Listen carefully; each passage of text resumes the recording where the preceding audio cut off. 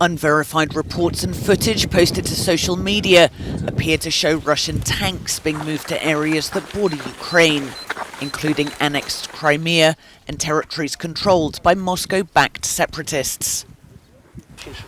Kiev has called for an emergency meeting of the trilateral group, charged with maintaining peace in the Donbas region of eastern Ukraine. Moscow should cease military escalation and immediately and unconditionally reaffirm its commitment to a political and diplomatic settlement and a ceasefire regime.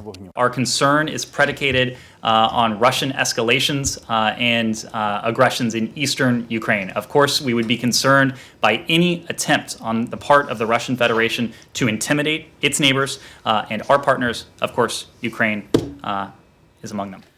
But Russia says it's free to deploy its armed forces on its own territory as it chooses, and said the manoeuvres don't pose a threat to anyone.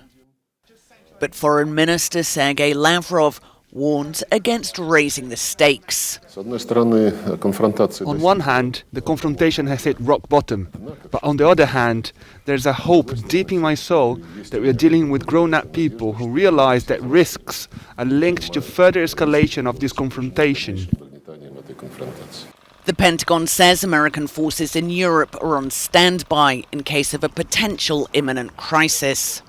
The war in Ukraine, which has claimed more than 13,000 lives, began in 2014 after pro-Westerners came to power in Kiev, followed by Moscow's annexation of Crimea. There is significant concern in Ukraine. There's been speculation all week about the buildup of Russian forces on the border. It cannot be discounted. At the moment, the majority opinion, I would say, and certainly also voiced by President Zelensky, is that this is all part of a bluff, as it were, by Putin, as part of his negotiating position to try and increase the pressure on Kiev, perhaps generate a little bit of anxiety and concern, which has succeeded, in order to strengthen his position in talks with Ukraine over the ongoing peace process, which is basically stalled. But, of course, there is always a danger that it could happen. I mean, in 2014, no one believed that Crimea could be invaded or that East Ukraine could be invaded. They were, so you can't rule anything out.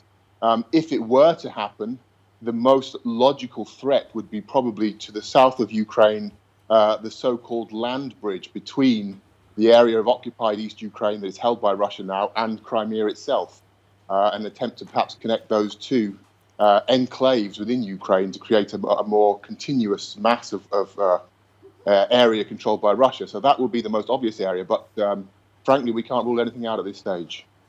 Are Russia's concerns here purely local, or are they perhaps trying to test the new Biden administration to see how it responds?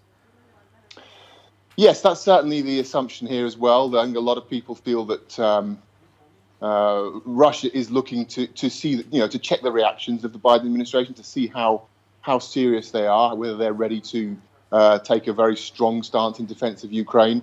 Ukraine has been at the center of tensions between Russia and the Western world and America since 2014. So it is much to Ukraine's regret, it is a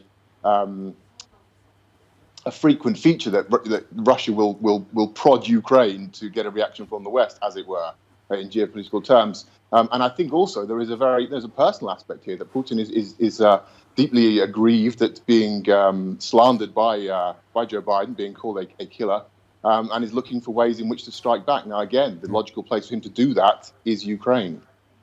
And just briefly, what does all this say about the state of the peace process? I mean, you've written that Moscow seems to be trying to bypass Kiev altogether. Yes, the peace process has stalled, almost come to complete deadlock. There are a number of key issues in terms of the sequencing of steps that were agreed very broadly in Minsk in 2015 in terms of how to move forward in the peace process. Russia and Ukraine can't find any sort of common ground at all. When President Zelensky, Ukraine's current president, was elected in 2019, there were hopes in Moscow, it seems, that there would be more flexibility from Ukraine's side, but that actually has not come to pass. Ukraine has been quite tough in its position, and we've seen this recently in Moscow's attempts to engage with the other signatories of the Minsk agreement, which is France and Germany, without Ukraine. Earlier this week, the President Putin held talks with Chancellor Merkel and President Macron without Zelensky, which was quite a controversial move and did not go down well at all here in Ukraine. And that is an indication of how basically the bilateral dialogue between Moscow and Kiev seems to have run into a dead end.